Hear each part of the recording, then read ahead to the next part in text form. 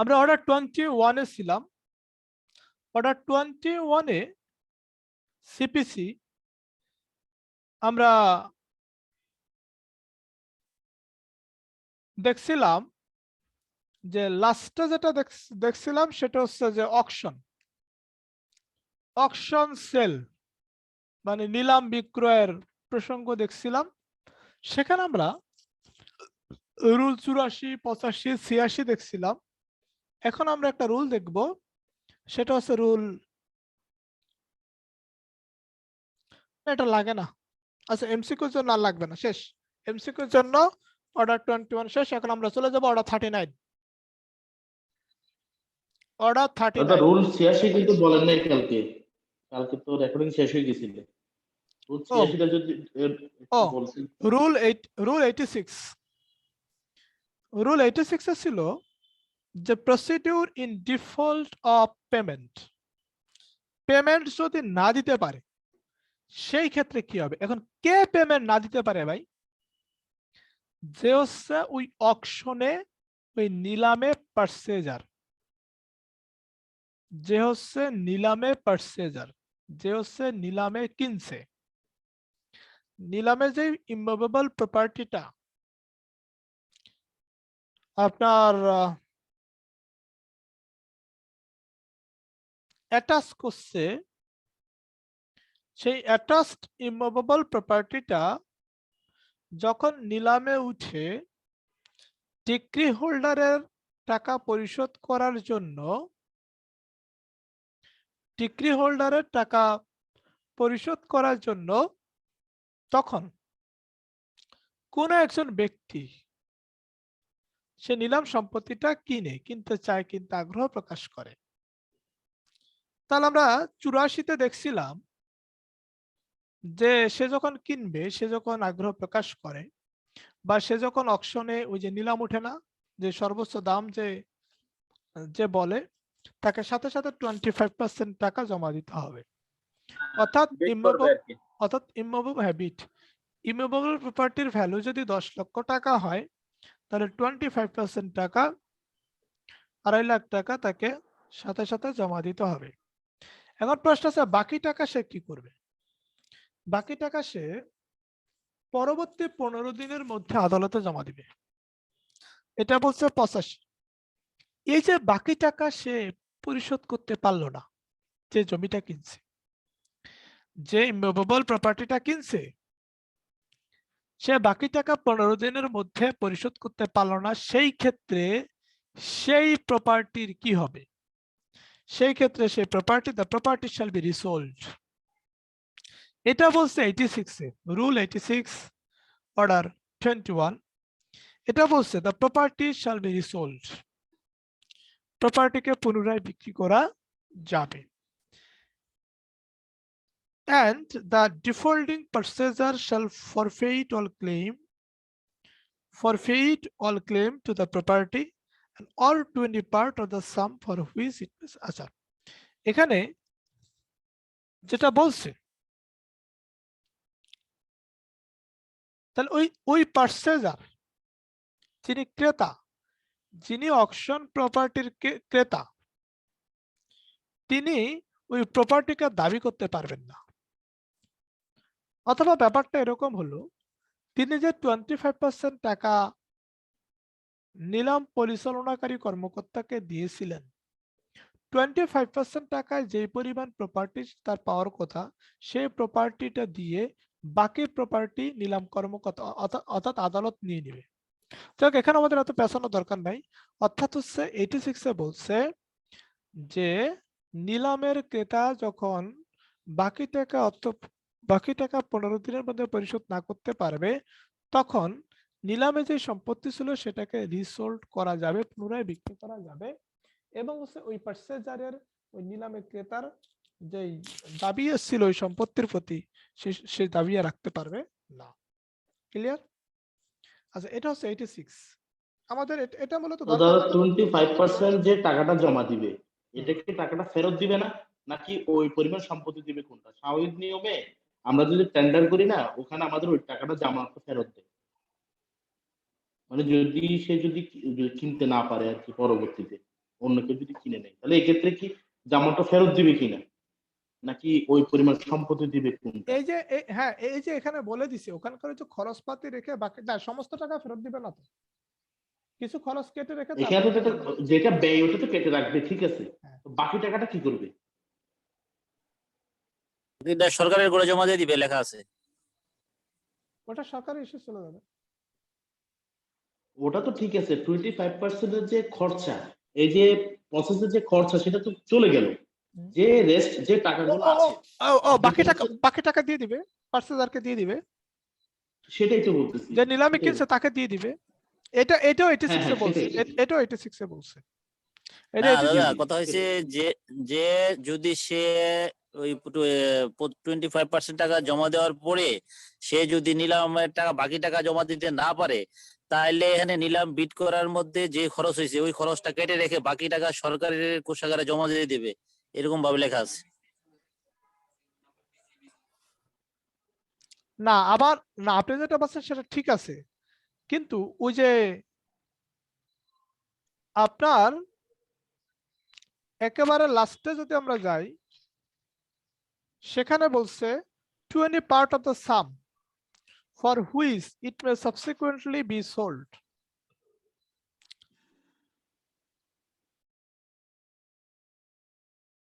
এখানে আপনার ও আহারে, ঠিকই তো আছে না, ওই এ কোনো আর দাবি করতে পারবে না লেখা না না আছে। না না না, দাদার কথা ঠিক আছে, নাজমুল আপনার কথা ঠিক আছে, আমি এটা খেয়াল করিনি। এখানে স্পষ্ট করে বলা আছে after different the expenses of the sale, আমি পরের অংশটুকু পড়িনি। এখানে বলছে যে খরচপাতি রাখবে, রাখার পরে বি ফরফেইটেড টু দ্য গভর্নমেন্ট, মানে মানে গভর্নমেন্টের হিসেবে বাজেয়াপ্ত হয়ে যাবে, মানে এটা গভর্নমেন্টের অধীনে চলে যাবে, তার মানে তার আর ক্লেম করার কোনো জায়গা থাকলো না। কিন্তু এখানে একটা কথা আছে, the defaulting purchaser shall forfeit all claim to the property, এখানে স্পষ্ট করে বলে দিছে হ্যাঁ, সে আর ওইটা দাবি করতে পারবে না, সে আর ওইটা দাবি করতে পারবে না। এখানে ওই যে থার্ড লাইনে বলছে বি ফরফেইটেড টু দ্য গভর্নমেন্ট, গভর্নমেন্টের কাছে চলে যাবে, গভর্নমেন্টের দপ্তরে বাজেয়াপ্ত হয়ে যাবে, তার মানে সে আর দাবি করতে পারবে না, টাকাটা মায়ের। এটাই তো দেখতেছি। দাদা কাইন্ডলি যদি আবার একটু বলতেন, আমি একটু বুঝতে পারিনি ব্যাপারটা। দাঁড়ান ক্লিয়ার করি। আচ্ছা তাহলে আমরা 84 এ দেখতে পাই যে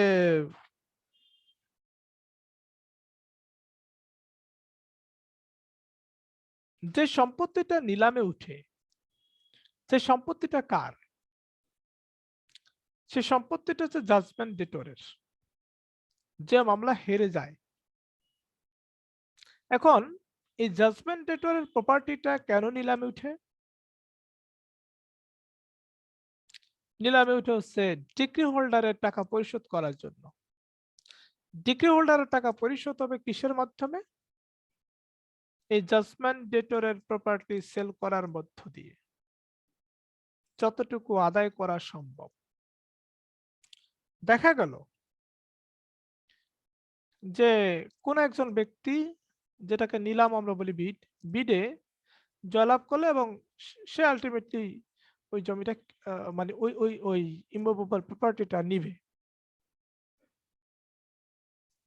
তখন তাকে সাথে সাথে 25% টাকা, যেই টাকা মূল্য নির্ধারণ হয়েছে সেই টাকা 25% টাকা তাকে জমা দিতে হবে। জমা দিল, তাহলে বাকি 75% টাকা কি হবে? বাকি 75% টাকা আপনার জমা দিতে হবে, আদালতের নিকট জমা দিতে হবে 15 দিনের মধ্যে। এটা এটি ভাবে বলে দিচ্ছে। প্রশ্ন হচ্ছে আমরা যে জায়গাটা নিয়ে কথা বলতেছি 86 রুল 86, এখানে যেটা বলছে ওই 75% টাকা আদালতে সে জমা দিতে পারলো না। কে জমা দিতে পারলো না? পারচেজার। সেই ক্ষেত্রে তার সে যে 25% টাকা জমা দিছে, সেই 25% টাকার কি হবে? এই যে নিলাম পরিচালনা করছে, এটা একটা ব্যয় আছে, এই ব্যয়টা কেটে রেখে বাকি যেই টাকা থাকে সমস্ত টাকা গভর্নমেন্টের অধীনে চলে যাবে, সরকারের অধীনে চলে যাবে, এবং যে পারচেজার ওই 75% টাকা পরিশোধ করতে পারে নাই, ডিফল্টার, তিনি ওই প্রপার্টিতে, সেই ইমুভেবল প্রপার্টিতে কোনো ক্লেম করতে পারবেন না। ইমুভেবল প্রপার্টিতে ক্লেম করতে পারবেন না, এবং সেই ইমুভেবল প্রপার্টি রিসোল্ড করা যাবে, রিসেল করা যাবে, অর্থাৎ হচ্ছে পুনরায় বিক্রি করা যাবে। তার মানে এখানে কি দাঁড়ালো? দাঁড়ালো 25% টাকা খরচ বাদে বাকি টাকা forfeited to the government, গভর্নমেন্টের অধীনে চলে যাবে। the purchaser মানে entitled হবে না to claim the property attached অথবা the property in auction। Clear?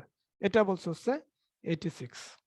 এই যে এখানে স্পষ্ট করে বলছে after defraying the expenses of the sale be forfeited to the government, গভর্নমেন্টের অধীনে চলে যাবে। তার মানে সে আর টাকাটা মূলত পাচ্ছে না। কিন্তু এখানে একটা বিষয় আছে, সে যদি প্রমাণ করতে পারে, তার মানে তার মানে কি এই পার্সেজারের টাকাটা মাইর যাবে? বিষয়টা এরকম না, এখানে আরো প্রক্রিয়া আছে। যেমন সে দাবি করতে পারে যে এই অকশন যে পরিচালনা করছে এখানে অনেক ম্যাটেরিয়াল ডিফেক্টস ছিল, এখানে ফ্রড ছিল, এখানে ইরেগুলারিটি ছিল। এটা আবার রুল 90-তে আছে। তো না, রুল 90 এই ক্ষেত্রে না। আচ্ছা, আমরা এখানে না পেছাই। রুল 90 হচ্ছে যার প্রপার্টি অ্যাটাচড করা হয়েছে। এখন ধরেন আমার প্রপার্টি অ্যাটাচ করা হয়েছে, আমার প্রপার্টির ভ্যালু আছে মনে দাদা করেন এটা দাঁড়ান। কি অর্ডার 21 এর রুল 90 হ্যাঁ হ্যাঁ না হ্যাঁ কোনটা? হ্যাঁ হ্যাঁ ও order আচ্ছা 21। ধরেন আমার প্রপার্টি অ্যাটাচ করা হয়েছে, তো আপনি আমার কাছ থেকে পাবেন 10 লক্ষ টাকা, কিন্তু আমার প্রপার্টির দাম নরমালি আছে 15 লক্ষ টাকা। সেখানে আমার প্রপার্টিটা অকশনে যদি 8 লক্ষ টাকায় সেল করে দেওয়া হয় বা 10 লক্ষ টাকাতে সেল করে দেওয়া হয়, তার মানে জাজমেন্ট ডেটরের যে প্রপার্টি, সে প্রপার্টি তো সে ন্যায্য মূল্য পাচ্ছে না। তখন সে একটা ক্লেম করতে পারে যে নিলামে যেই বিক্রি করা হয়েছে এটাকে সে আপনার সেট অ্যাসাইড করার জন্য আবেদন জানাইতে পারে। আচ্ছা, এটা আমাদের লাগবে না এমসিকিউর জন্য, এটা আমাদের কোনো কিছুর জন্যই মূলত লাগবে না। আমরা এখন চলে যাবো হচ্ছে অর্ডার 39-এ। তাহলে আমাদের হ্যালো 15 দিন, হ্যালো তাহলে আমাদের 15 দিন। হ্যাঁ, ওই যে আমি তো কালকে ভালো করে ক্লাস করতে পারি না। 21 অর্ডার 21 এর কোন কোন বিধিগুলো বলছেন যদি আরেকবার বলতেন। রুল রুল 11, তারপরে হচ্ছে আপনার দাদা এইগুলা তো যে ভিডিও আছে ওই ভিডিও দেখে নিলেই হয় যে কোন কোন বিষয়গুলো আমাদের আলোচনা করা হয়েছে। রুল 11 আছে। তারপরে মানে এখানে মূলত আমরা সেকশন পড়ছি বেশি। রুল 11 আছে, তারপরে রুল আপনার কত আছে, এই যে 84, 85, 86, তারপরে হচ্ছে যে আপনার রুলস আমরা আর পড়ি নাই, ঠিক না? হ্যাঁ, এগুলোই রুল 10 জি আছে স্যার। Rule 10, 10 rule 11 10 11। জি জি 10 11 84 85 86 পাঁচটাই। আচ্ছা, এরপরে আমরা চলে যাব হচ্ছে অর্ডার 39-এ। অর্ডার 39, অর্ডার 39 তো আমরা সবাই পারি, টেম্পোরারি ইনজাংশন।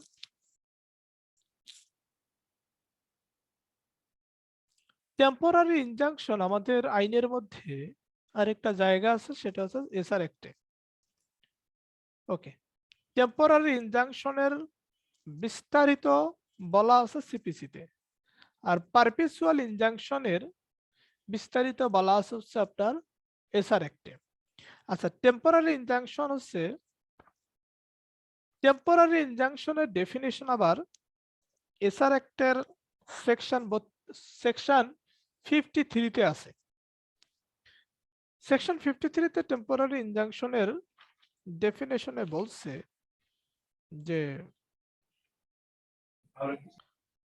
টেম্পোরারি ইনজাংশন একটা মামলায় অনেকবার হতে পারে এবং এটা ফাইনাল জাজমেন্টের আগে হয়।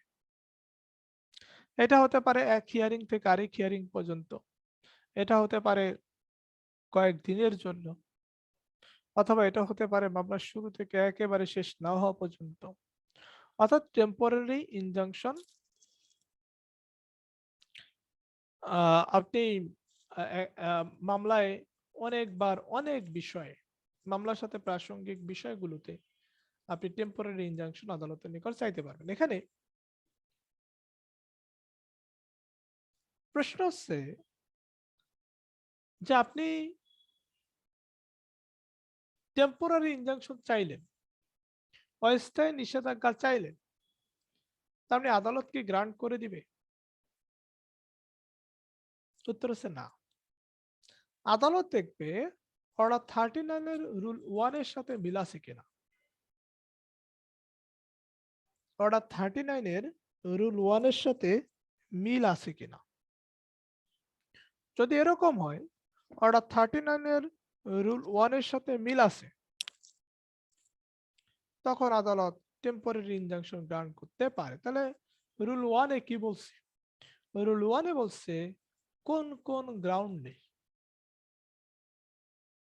কোন কোন গ্রাউন্ডে টেম্পোরারি ইনজাংশন গ্রান্ট হতে পারে।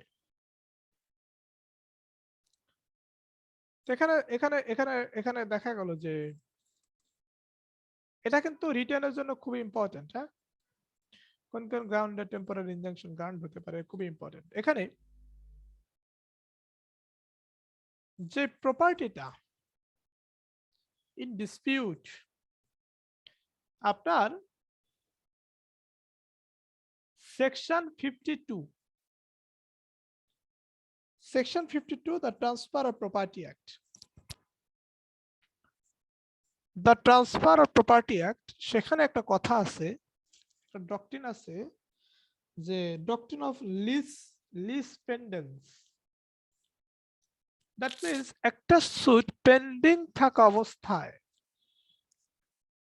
একটা সুট পেন্ডিং থাকা অবস্থায় সেই মামলার সাথে যে প্রপার্টিটা সম্পর্কযুক্ত, সেই প্রপার্টিটা আপনি কোনো অবস্থাতে ট্রান্সফার করতে পারবেন না। সেই সুট পেন্ডিং থাকা অবস্থায়। আবার ঠিক এই কারণগুলোই এই অর্ডার 39 এর রুল 1 এ আছে, যে এখানে বলছে the property in dispute in a suit, অর্থাৎ হচ্ছে যে প্রপার্টিটা মামলার মানে মামলার ডিসপিউটে আছে, মামলার বিরোধীয় বিষয় হিসেবে আছে, is in danger of being wasted, যে প্রপার্টিটা, এবং সেই প্রপার্টিটা বিপদে আছে, ঝুঁকিতে আছে। কিসের ঝুঁকিতে আছে? ওয়েস্ট হওয়ার, অপচয় হওয়ার, ড্যামেজ হওয়ার, ক্ষতি হওয়ার, আর অ্যালিনিয়েটেড বাই এনি পার্টি। অ্যালিনিয়েট মানে হচ্ছে হস্তান্তর, ট্রান্সফার, ট্রান্সফার করার মতো, wrongfully sold in execution of a decree, অথবা অন্যায়ভাবে সেটাকে বিক্রি হয়ে যেতে পারে। তবে প্লেনটিফ যদি দেখাতে পারে যে প্রপার্টিটা ইন ডিসপিউট, যে প্রপার্টিটা এই মামলার বিরোধের বিষয়, সে প্রপার্টিটা নষ্ট হয়ে যেতে পারে, মানে বিবাদী নষ্ট করে ফেলতে পারে, বিবাদী সেটা বিক্রি করে দিতে পারে, বা বা বা সেটার ক্ষতি হয়ে যেতে পারে, বা হচ্ছে সে কোনোভাবে ট্রান্সফার করতে পারে অন্য মানুষের কাছে, বিক্রি করে দিতে পারে। এই পরিস্থিতিতে আদালত টেম্পোরারি ইনজাংশন গ্রান্ট করতে পারে। কারণ কি, যেটা হচ্ছে দ্য প্রপার্টি ডিসপিউট, যে প্রপার্টিটা হচ্ছে মামলার বিষয়বস্তু, সেই প্রপার্টিটা ultimately winner of the suit, যে হচ্ছে ডিগ্রি হোল্ডার, তার কাছে আলটিমেটলি চলে যাবে, ঠিক না? এর আগে ওই প্রপার্টিকে কিছু করা যাবে না। নেক্সট হচ্ছে দ্য ডিফেন্ডেন্ট থ্রেটেন্স, ডিফেন্ডেন্ট হুমকি দিতেছে, বিবাদী হুমকি দিতেছে, আর ইন্টেন্ডস টু রিমুভ, বলতেছে ডিফেন্ডেন্ট বলতেছে যে আমি এই সম্পত্তি সরায় ফেলবো, ডিফেন্ডেন্ট কি করতেছে? Dispose of his property with a view to defraud his creditors. Defendant বিবাদী সে সম্পত্তিকে যে কোনো ভাবে কি করতেছে? ডিসপোজ করতেছে, হস্তান্তর করতেছে। কেন করতেছে? সাপোজ আছে আমার কাছে 5 কাঠা জমি আছে, আমার কাছ থেকে আপনি 10 লক্ষ টাকা পান, আমি আপনাকে 10 লক্ষ টাকা দিতে চাই না, এই কারণে আমি আমার সম্পত্তিটি অন্য একজনের কাছে, অন্য একজন মানুষের কাছে বিক্রি করে ফেললাম এবং আমি পরবর্তীতে দেখাইলাম যে আমি হচ্ছি ইনসলভেন্ট। আমি কি? ইনসলভেন্ট, আমি হচ্ছে অসচ্ছল। আমি হচ্ছি অসচ্ছল। তার মানে অসচ্ছল হলে তো আপনাকে যারা হচ্ছে ক্রেডিটর আছে, যারা হচ্ছে পাওনাদার আছে, তাদেরকে তো অর্থ পরিশোধ করতে হবে না। তো আদালত যদি এটা যদি এগুলো যদি আদালতে প্রমাণ হয়, তখন আদালত টেম্পোরারি ইনজাংশন গ্রান্ট করতে পারে। এখন প্রশ্ন হচ্ছে যে কতদিন পর্যন্ত? একবারে রুল 1 এর লাস্টে বলে দিছে until the disposal of the suit. Until the disposal of the suit. মামলার নিষ্পত্তি না হওয়া পর্যন্ত, or until further order, পরবর্তী অর্ডার না দেওয়া পর্যন্ত। তাহলে হচ্ছে যে মামলা নিষ্পত্তি মামলা নিষ্পত্তি হওয়া না পর্যন্ত, মামলা নিষ্পত্তি হওয়া পর্যন্ত, আর একটা হচ্ছে পরবর্তী অর্ডার না দেওয়া পর্যন্ত টেম্পোরারি ইনজাংশন চলতে থাকবে। তাহলে টেম্পোরারি ইনজাংশন কোন কোন গ্রাউন্ডে হতে পারে এটা নিয়ে বলছে আমাদের 39 আদেশের 1 বিধিতে। 39 আদেশের 1 বিধিতে। এবার আমরা আর একটু দেখব যে রুল 2(1), রুল 2 এর 1 এ আমরা দেখব যে মনে করেন যে আমি আপনার সাথে একটা কন্ট্রাক্ট করলাম, সে কন্ট্রাক্টটা যেন আমি ব্রিজ করতে না পারি, সে কন্ট্রাক্টটা যেন আমি ভঙ্গ করতে না পারি। আমি আপনার সাথে আজকে একটা চুক্তি করলাম যে আমি আপনার জমিতে ধান লাগাবো, আমি আপনার জমিতে ধান লাগানো থেকে যেন সরে আসতে না পারি, এই কন্ট্রাক্টে যেন ভঙ্গ করতে না পারি, এজন্য আপনি আদালতের নিকট টেম্পোরারি ইনজাংশন চাইলেন যে আদালত আপনি তাকে এই সময়টা পর্যন্ত এই কন্ট্রাক্ট ব্রিজ হওয়া থেকে, কন্ট্রাক্ট ভঙ্গ করা থেকে বিরত রাখার আদেশ দেন। এটা হচ্ছে টেম্পোরারি ইনজাংশন। এটা বলছে হচ্ছে রুল 2(1), রুল 2 এর 1। এবার মোস্ট ইম্পর্টেন্ট যেটা, মানে যেটা আসলে পরীক্ষা আসার মতো, সেটা হচ্ছে রুল 2 এর 3,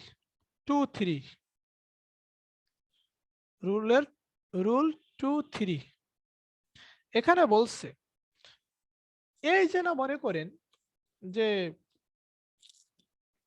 আপনার টেম্পোরারি ইনজাংশন আদালত গ্রান্ট করলো, বিবাদী যদি এই টেম্পোরারি ইনজাংশন ভায়োলেট করে, বিবাদী যদি টেম্পোরারি ইনজাংশন না মানে,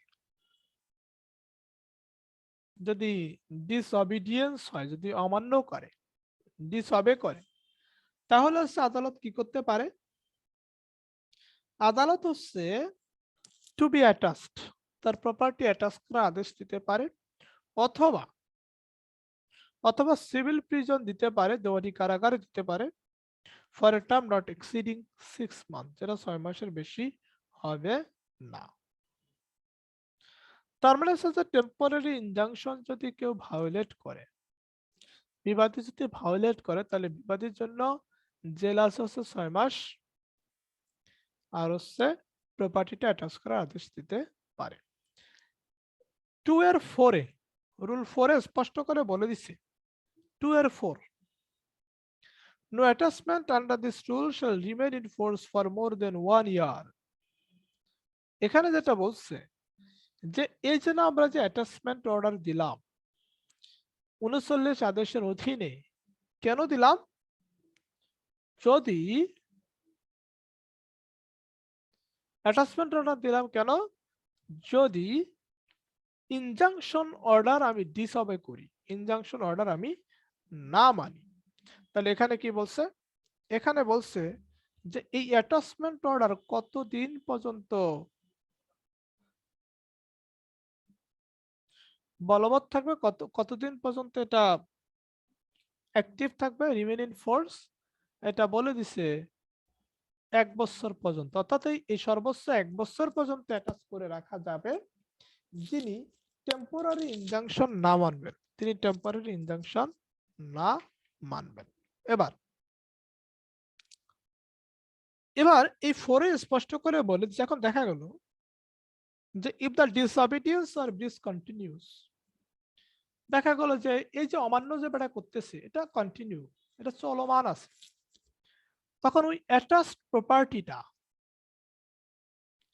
যে সম্পত্তিটা অ্যাটাচ করে রাখা হয়েছিল, সেই সম্পত্তিটা আদালত বিক্রি করে দিতে পারবে।